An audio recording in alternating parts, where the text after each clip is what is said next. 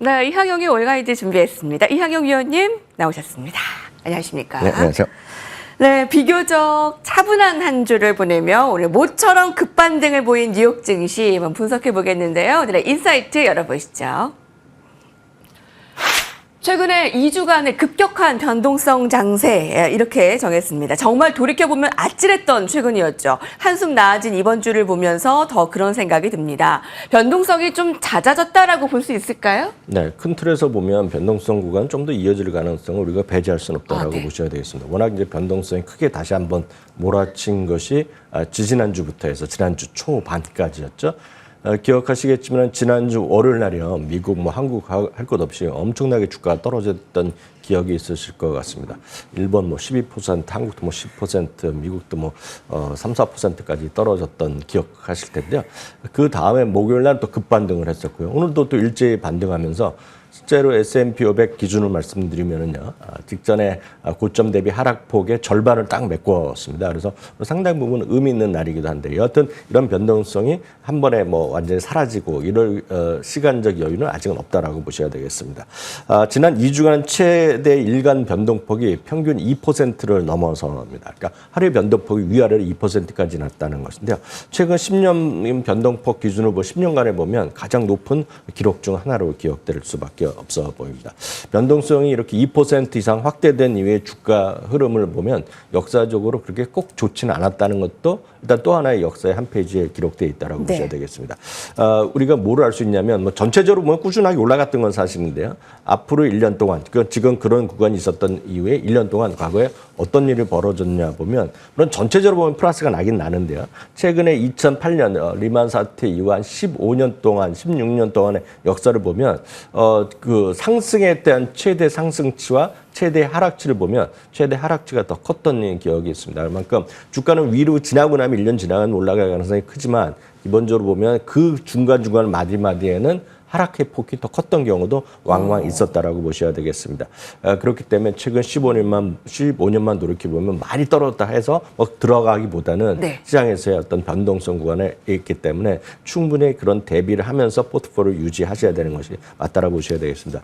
어렵게 얘기해드렸지만 쉽게 정리하면 분산 투자의 어떤 필요성을 좀 더 염두에 두시고 대응하시는 게 맞다라고 보셔야 되겠고요. 특히 성장주 위주로 다들 아시잖아요. 쉽게 해서 엔비디아 위주, 테슬라 위주로 그런 주식 위주로 갖고 계신 분은 지나고 나면 좋아질 수 있고 여전히 주도 줄 가능성이 크겠지만 마디마디 상당한 스트레스를 피하기는 쉽지 않을 구간이 과거의 역사는 보여주고 있다라는 점 꼭 명심하시면 좋겠습니다. 예, 태풍이 있고 난 후 우리가 좀 스트레스를 경험했기 때문에 지금 변동성도 있을 수 있다는 걸 배제할 수는 없고요. 이제 긴장감을 좀 가져가야 되겠습니다. 이제 분산 투자의 유의성, 우리가 어떤 것을 좀 분산 투자해야 되는지는 늘 좀 염두에 두고 말씀드리는데 계속 좀 체크를 하시죠. 오늘도 좀 준비를 했습니다. 외신 헤드라인 살펴보시죠. 10년의 새로운 가능성. 오늘의 주인공입니다. 여러분, 스타벅스입니다. 주가를 20% 넘게 폭등했고요. 그간의 가격 인상과 이제 혁신 부족으로 전 세계 소비자들의 실망이 컸는데 CEO가 교체됐습니다. 근데 성과가 좋았던 치폴레 CEO의 영입 기대가 크죠? 네, 맞습니다. 한마디로 스타벅스는 오늘 완전 급반등했죠. 23%, 24%나 올라가면서 역사상 하루 상승폭으로는 최대 하락폭이 나왔습니다. 그래서 그동안 스타벅스 올해 내내 고민했던 분들은 상당히 오늘 또 흐뭇한 하루를 보내셨을 것 같은데요.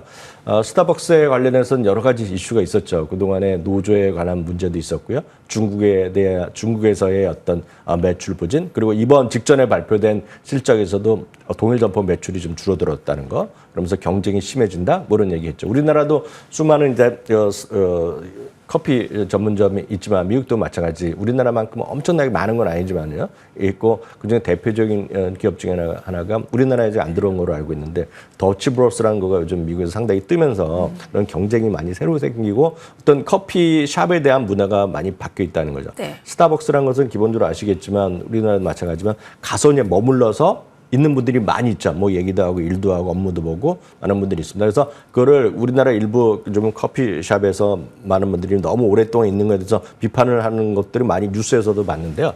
스타벅스에서는 최소한 미국에서는 그렇게 핀잔을 들을 이유가 없습니다. 왜냐하면 스타벅스는 기본이 세컨드 홈이라는 거를 갖고 있습니다. 모토 자체가. 그러니까 여기서 집에 같이 머물러라 하는 것이 스타벅스의 개념인데 여하튼 그럼에도 불구하고 최근에는 일단 동일 점포 매출이 좀 감소하고 그래서 면적 자체를 줄이면서 상당히 노력을 많이 해왔다는 것들 사실인데 큰 효과가 없었죠. 그러다 보니 엘리엇을 비롯해서 최근에도 또 한 곳이 들어가면서 그래서 행동주의 펀드가 2개가 들어갔습니다. 그러면서 다양한 요구를 했죠. 너희들 지금 구조조정을 하고 가장 쉽게 해서 경영진도 바꿔야 된다는 얘기를 하고 했는데 그 와중에 이제 스타벅스 이사회에서 결단을 내린 겁니다. 그러면서 데리고 온 그러니까 새로 이제 9월 달에 부임하려고 하는 사람이 치폴레의 CEO입니다. 네. 치폴레 CEO는 바로 이분이 되겠는데요. 브라이언 니콜이라는 분이 되겠는데요. 한마디로 스타 CEO를 이제 데리고 온 겁니다. 그러면 도대체 왜 브라이언 니콜이 온 걸 갖고 이렇게 주가 난리 났느냐라는 걸 이해하셔야 되겠는데요. 지금 우리나라에는 이제 치폴레가 안 들어와 있기 때문에 치폴레에 대한 어떤 그런 인기도나 이런 걸 잘 모르시잖아요. 보통 분들은요. 저희 방송에서 많이 언급이 됐었죠. 예, 진짜 뭐 가서 드셔보시면 별로 없지 않습니까? 한국에서는 상대적으로. 이 2017년이 벌써 7, 8년 전인데 저희도 그때도 이제 방송을 했기 때문에 전해드린 기억이 있는데 그때 노로바이러스가 창궐했습니다. 그래서 그때 이슈가 돼갖고 일단 전 지역에서의 문을 닫을 정도가 있었어요. 그 정도로 이제 어려움을 겪었던데 그때 이후에 전격적으로 영입한 사람이 바로 이 브라이언 니콜이 되겠습니다. 그래서 바이러스 문제로 어려움을 겪었던 치폴레를 완전히 살려놨는데 살려놓은 그 계기가 혁신을 갖고 왔고요. 예. 직원들의 만족도를 높은 경영을 했습니다. 그래서 지금 계속해서 문제되는 게 노조에 대한 문제가 있는데요. 이분은 직원들에 대한 만족, 직원들의 재교육 그리고 철저하게 기존의 미국과 방식과 다르게 현지 있는 직원 위주의 내부 승진 그리고 그들의 자율적인 경영에 대한 적극적인 격려 그리고 디지털 시대에서의 맞춤에 대한 것들 그리고 또 하나는 메뉴의 적극적인 개발, 지역 맞춤형 개발 이런 걸 끊임없이 하면서 치폴레 혁신을 가져왔다는 것인데요. 거기다가 이제 로봇도 들어오면서 이제 상당히 인기를 끌었고 그것이 치폴레 주가에 고공행진을 가져왔는데 그런 사람이 이번에 스타벅스에 온다고 하니까 사람들이 이런 거가 정말 쉽지 않은 건데 우리나라에서는 현실적으로 이런 일이 뭐 거의 없는 일이 되겠는데요. 예. 여하튼 그러다 보니 지금 파이퍼 샌들러라든가 TD 코엔, 베어드 등 최소한 3곳이 아예 투자 기준을 올려버렸습니다. 중립에서 투자를 올려놨고요. 두 군데는 목표 주가까지 올려놓을 정도로 엄청난 이 월가의 어떤 찬사를 받았다라는 것이 되겠습니다. 다만 상대적으로 이러다 보니 좋은 CEO를 뺏긴 거 아닙니까? 그렇죠. 치폴레 오늘 주가가. 치폴레는 오늘 또 7% 떨어지는 급락했습니다. 또 아이러니한 모습을 보여준 것이 오늘 하루의 흐름이 되겠습니다. 예. 요즘 좀 주춤한 정통 강자 스타벅스가 안주하지 않고 새로운 10년 어떻게 보여질까? 자, 성과가 아주 좋은 스타 CEO 영입 기대해봐도 부족했죠? 뭐 기봐도 좋겠죠. 예. 예. 스타벅스 오늘 급등 25% 급등 살펴봤고요. 다음 헤드라인은 역시 빅테크입니다.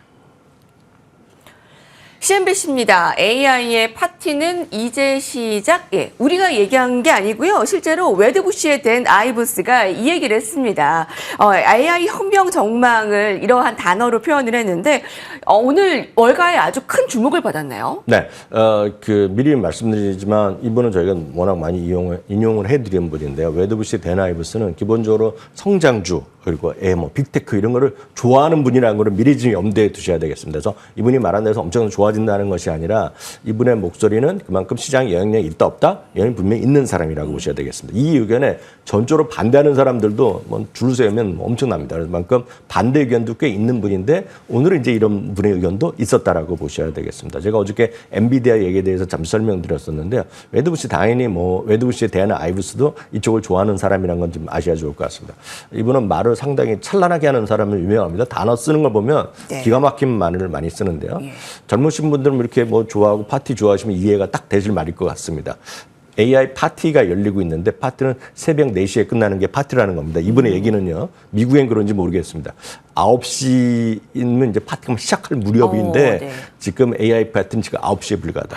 우리 잊지 않았네요. 네, 이분의 얘기입니다. 그래서 이분은 항상 이제 화려하게 말을 이제 단어를 쓰는 사람인데 이렇다라 보셔야 되겠고요. 엔비디아라든가 서비스나우, 팔란티어, 알파벳 등이 이 AI 파티를 주도할 것이다. 팔란티어를 또 워낙 이분이 좋아합니다. 아마 팔란티어 주주분들 많으실 텐데 팔란티어에 대해 긍정적인 얘기를 얘기를 했겠고요. 이런 AI 기업의 주식시장 주도는 언제까지 이어진다?